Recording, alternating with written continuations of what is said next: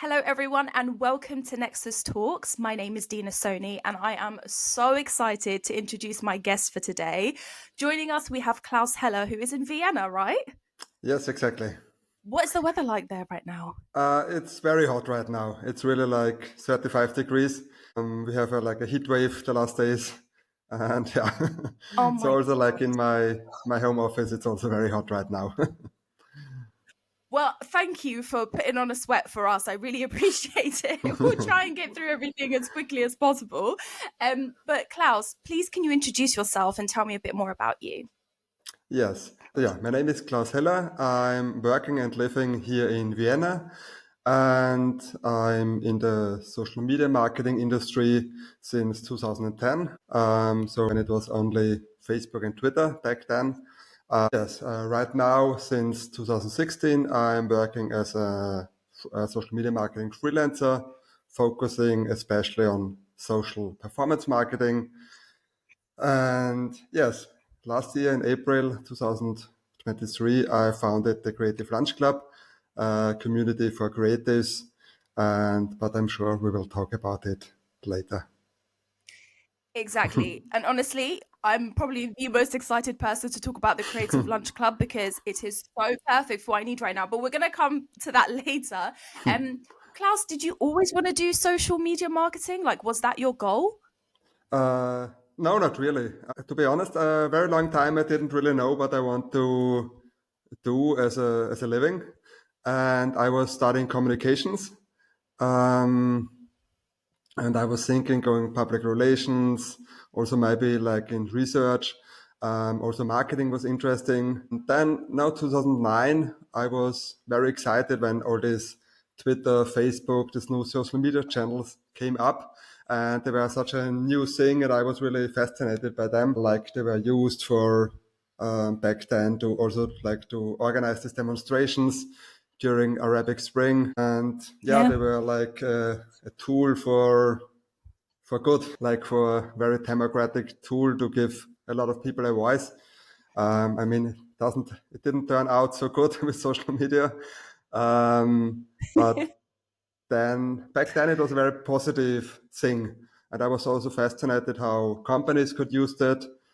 And yeah, so I started to read a lot, a lot about it, and yeah, and then also started to work with social media and started my internship at this agency. And so, yeah, it was like good timing that this thing came up when Yeah, I was looking for what I want to do I with my life. know. That's so funny because sometimes people are like, I need a sign, like I don't know what I want to do. And for you, literally, it was the perfect timing. Yes, absolutely. Yeah, yeah. And it was also great because back then nobody really know how to handle these things, and I was very new Yeah. in marketing, but it was like a good start for my career because became an expert very fast. I love that. And then was your first role within a digital creative agency? Yes, I did an internship there for like half a year, but it was very good match with the agency. They really trusted me doing my work, and I learned really a lot there. So I could work on my own clients also very fast, and I had very smart and cool colleagues. So it was really like also like a perfect match with them. And then yeah, after half a year, after my internship, they asked me if I want to work there. And yeah, it was also like very good thing back then. Yes, for me. Yeah. Well, do you know, we're very lucky to have someone who was within social media marketing from pretty much the beginning. Yes. What are the biggest changes that you've seen, Klaus? I mean, the biggest changes for sure, because back then in the beginning, it was really like a free tool to reach a lot of people, which wasn't existing before. Like back then you had to spend your money for marketing or advertising or public relations.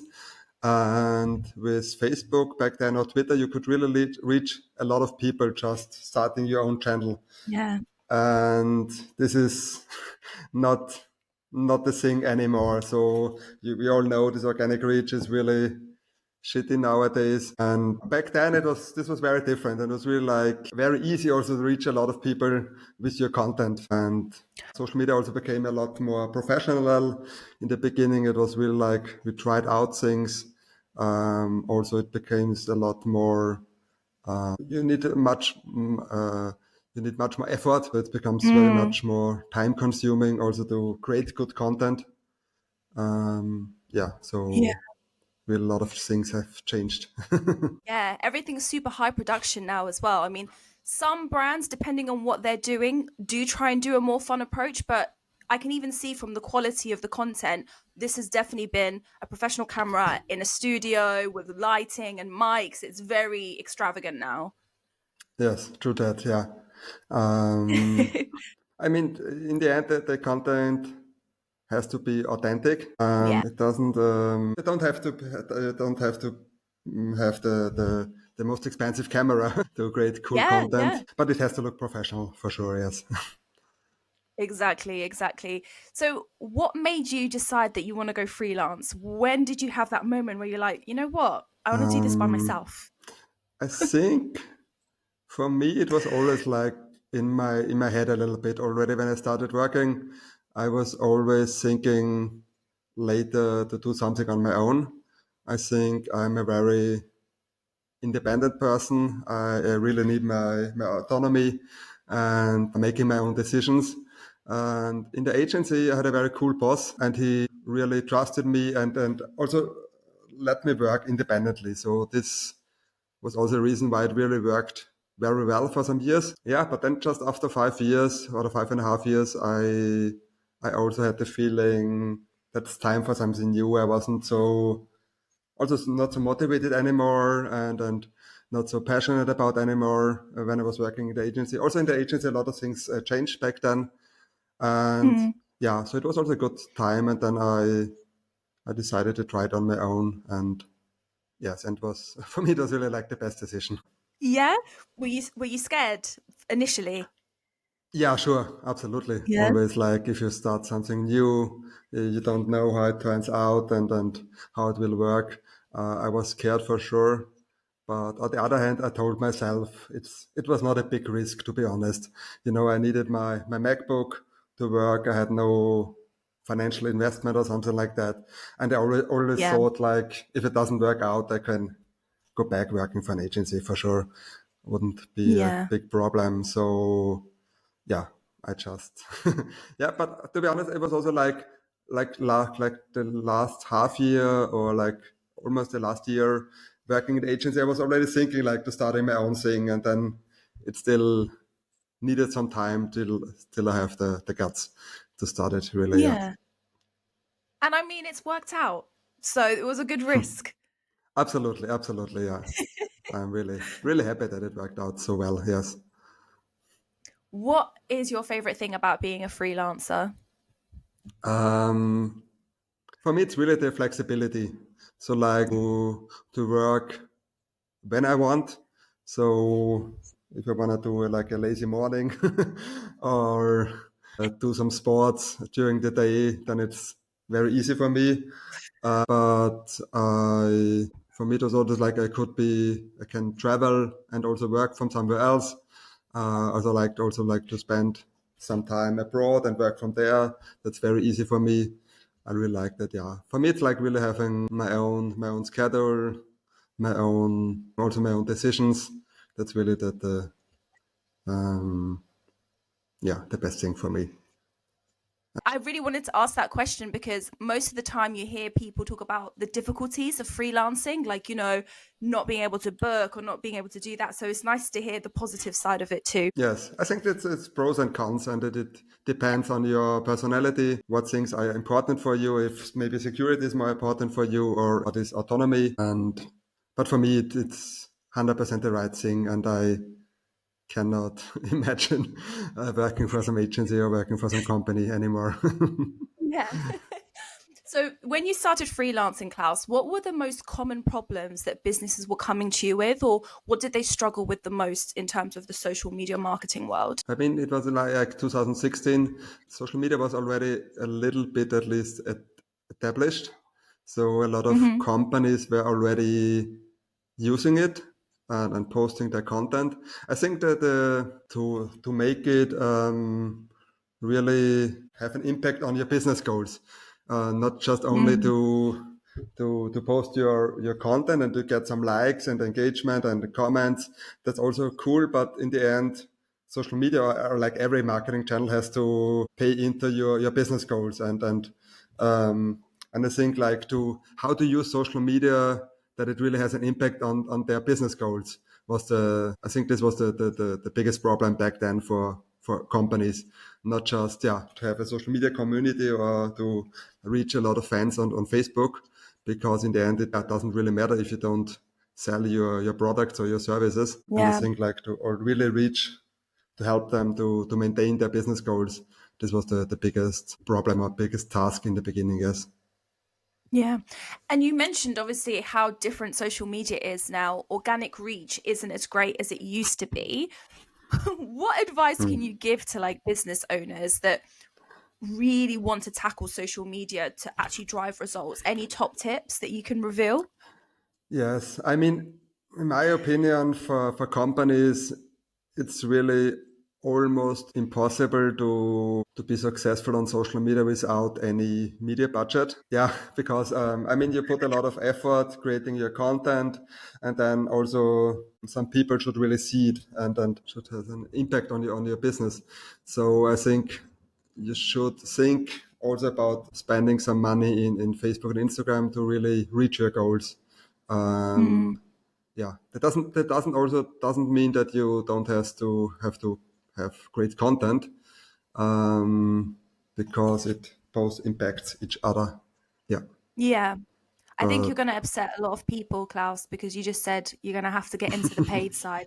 I know a lot of businesses are like, let's go viral, or like small brands, I yeah, see them and I say, let's just focus on going viral. So it's nice to now, hear from you that like you're going to have to do paid ads, guys.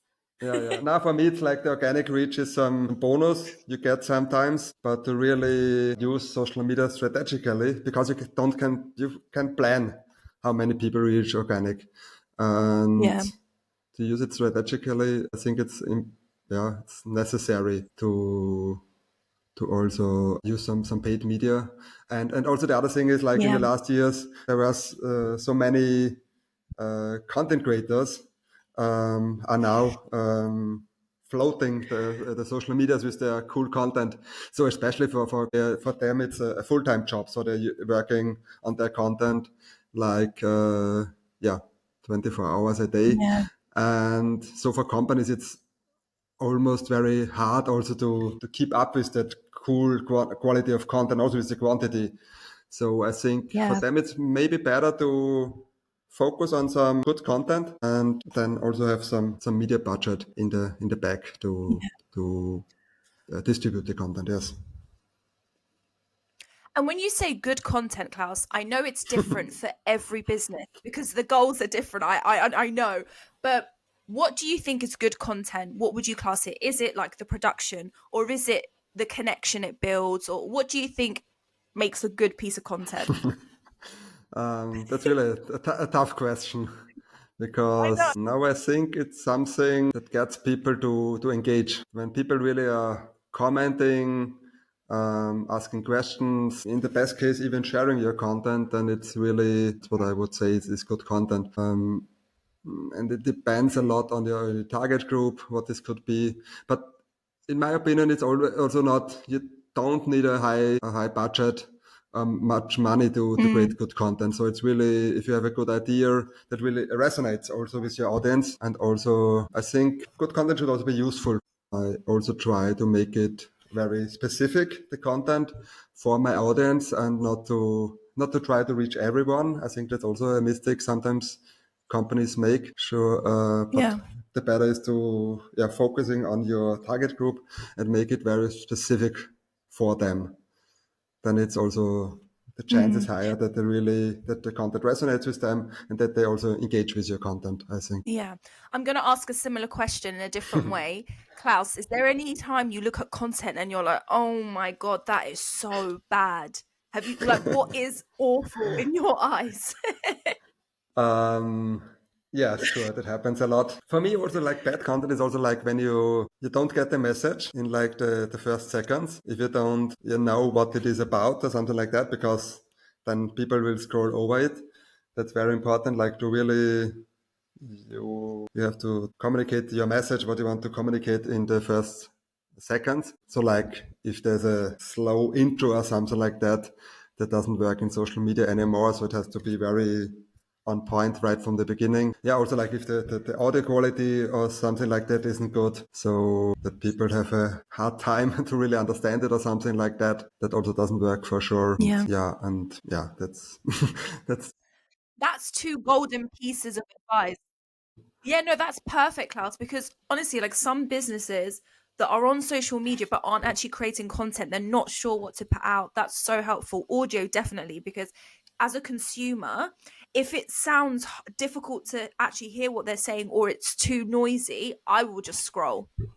yeah, for So sure. I Yeah. think that's very, very helpful.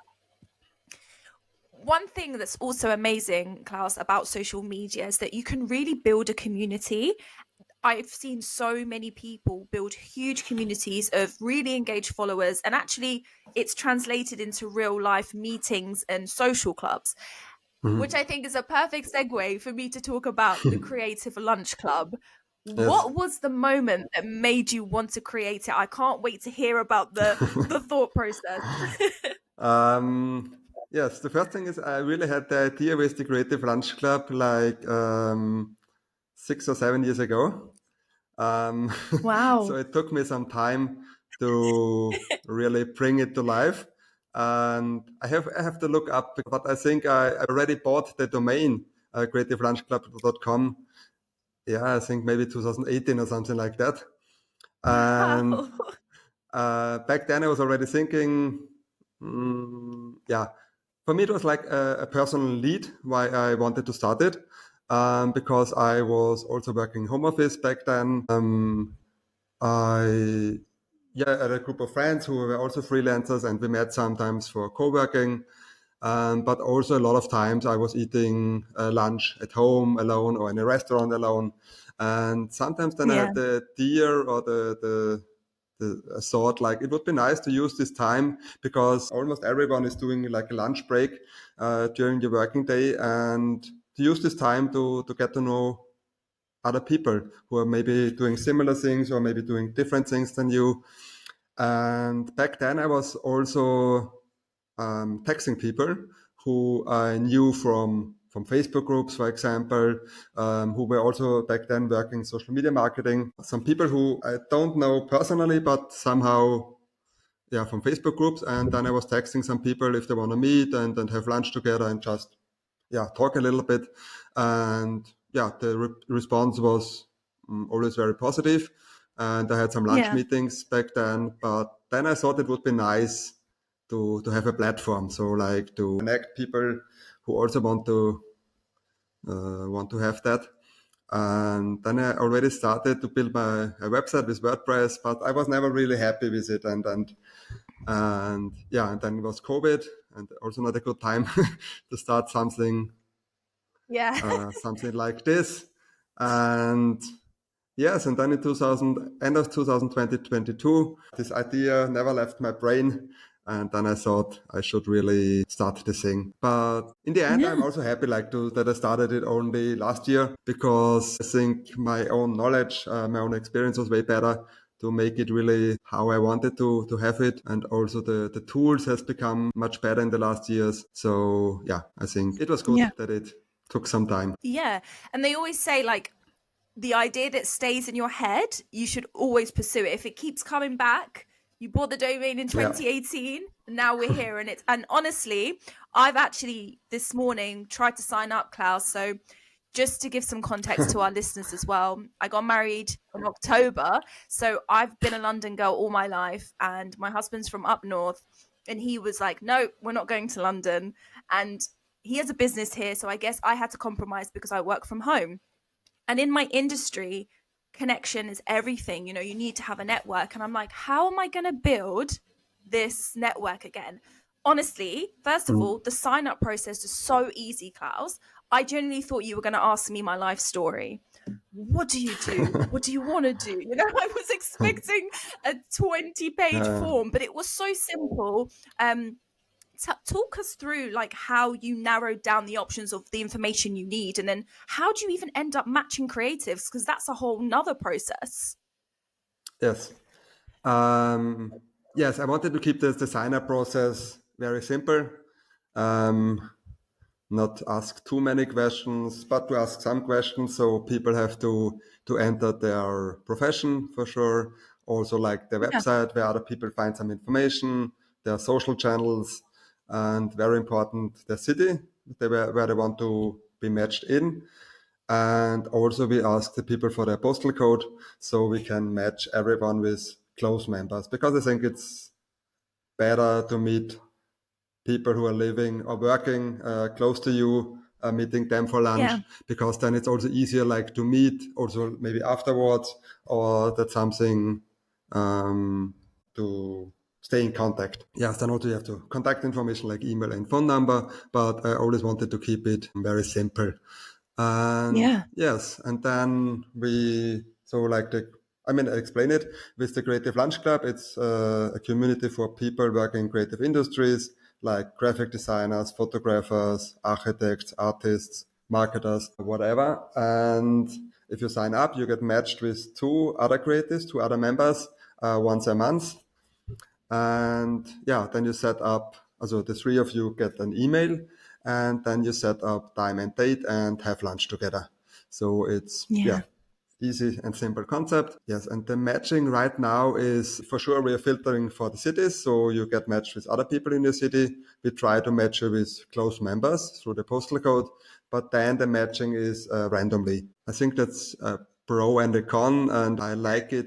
I like to talk with people. So with Creative Lunch Yeah. Club, you have to be open, like for whatever is coming, and maybe you don't get matched with the people exactly in your industry or the people you exactly want to meet.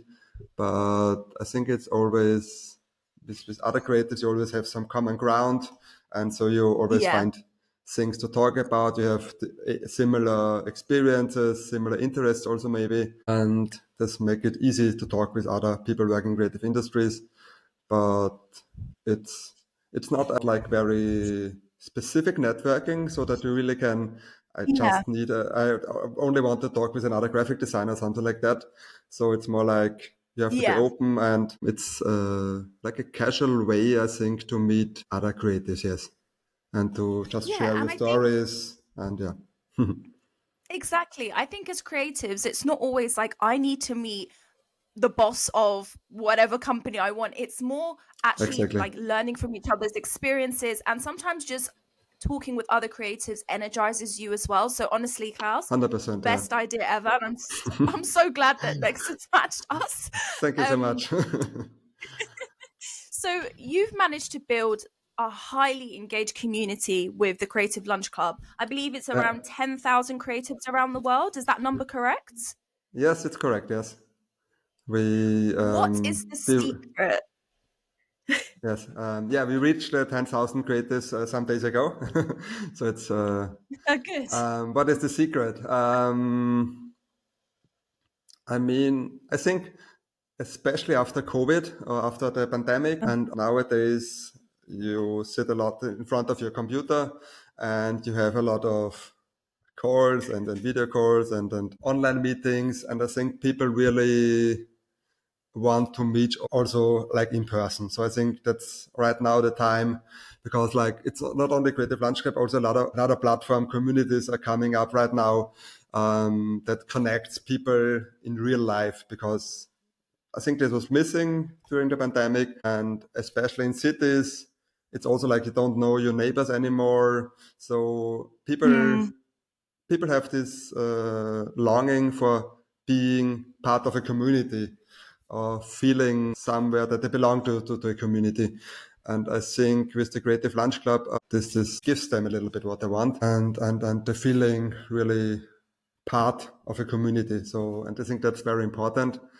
And I think also like the focus on the creative industry was a smart move because, as I said, there's some common ground, and then you really meet your kind of people.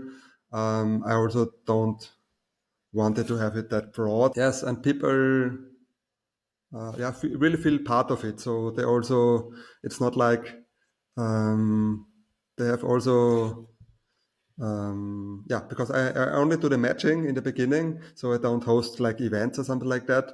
And people also Yeah. have to bring in their self and also like organize their own meeting. And so maybe they're feeling more part of it through that. Brilliant. Klaus, I could honestly ask you hundreds more questions, but I'm gonna just do three, okay? I promise, just three more, okay? Okay, great. You mentioned you don't do events. Is there any like goal that you can share with us that you would like to do with the Creative Lunch Club? Is there anything you can reveal about upcoming projects? Right now, I'm still working a lot on the processes in the background because they're really there's some like I call it like some hiccups, or I still working on it to make it really smooth also for me in the background, and not because like sometimes, to be honest, it's an issue that you get matched with two other members and then the other members don't reply on your message. So I Right. build a feedback form to then you can ask for a rematch, and all these Yeah. processes in the background. I'm still It working sounds on like it a to make it dating really app. a little bit, but also like the groups of three were very thoughtful decision because I also wanted to avoid this dating situation. So I decided always match people in groups of three, and so it's more casual also like, and then you don't have this one-on-one situation that could also be like awkward maybe. Yeah, yeah. Yes. Then and when I have this processes very smooth in the back, then I also want to still bring it to even more cities. Like right now we're in Europe, North America, and Australia, but also there's a lot of creatives in Asia. Where I want to also in Africa, I want to bring it to Africa and Yeah. also South America. So a lot more cities and countries to come for sure in the next months and years. And and I want to do like events on occasionally, like on special Yeah. occasions. Like we had also a creative lunch club at the off festival in Barcelona. So like Nice. where we had a big table for 16 people, and then you could meet a lot of people there. So that's also something I'm thinking about. But yeah, also just to make it really like a global movement. That's my goal. Yeah. Amazing. You mentioned a lot about authentic content and authenticity. This is something we love asking on Nexus. What does authenticity mean to you, Klaus? Yeah, it's really like I think it's also like a lot of is presenting yourself, and because also like if you put yourself out there, you make yourself also very vulnerable, and because people can also criticize you and can criticize your idea or even complain about your idea. And I think for me, it's like, putting yourself out is also very hard sometimes with all your personality. And for me, it's Yeah. like authenticity, like staying true to yourself and representing yourself how you are, and don't hide yourself. And also when people are criticizing you, also like stay to your idea, what you want to build. Yeah. And then I think people can also feel that someone is authentic or not. I think that's easy to see. Yeah. And one final message you would like to leave anybody who's listening and is maybe scared to take the leap as a freelancer or thinking about an idea that they haven't made a reality yet. Any final piece of advice? Um, Yes. So first of all, I really think it's worth the risk. So starting your own thing has so many benefits. Yeah, it gives you so much. You really um, you enjoy working on your own things so much more. I think it fills you with so much joy and really makes you proud also what you're building. And you will never learn so much in such a short time when you build your own thing. So like also when I started freelancing, I learned so much. Also now when I started the Creative Lunch Club in the last year, I learned so many things about tools, about taxes, about many other things, and also like how to communicate and how to So you have really a lot of benefits when you start your own thing, and maybe also I think from it's always a good thing like to if you have a job, you can start it on the side. So I was always like. Because also with the Creative Lunch Club, I wasn't going all in right from the beginning. I have my Yeah. freelance business, and then I started the Creative Lunch Club on the side. Also, when I was working in the agency, I started the last year like doing workshops on my own, and so I think that's always a good idea, not to take all the risk in the beginning. Maybe start working with one client on the side, maybe two, and then see if it's the right thing for you, and then go on from that. So you don't have to go all in right from the beginning. Klaus, thank you so much for your time. Honestly, I really, really enjoyed our conversation, and thank you for sitting inside a room during a heat wave to do this podcast. I really appreciate it. Thank you so much for having me, and thank you so much for talking about my stuff and Creative Lunch Club, and it was very nice conversation, and thank you so much.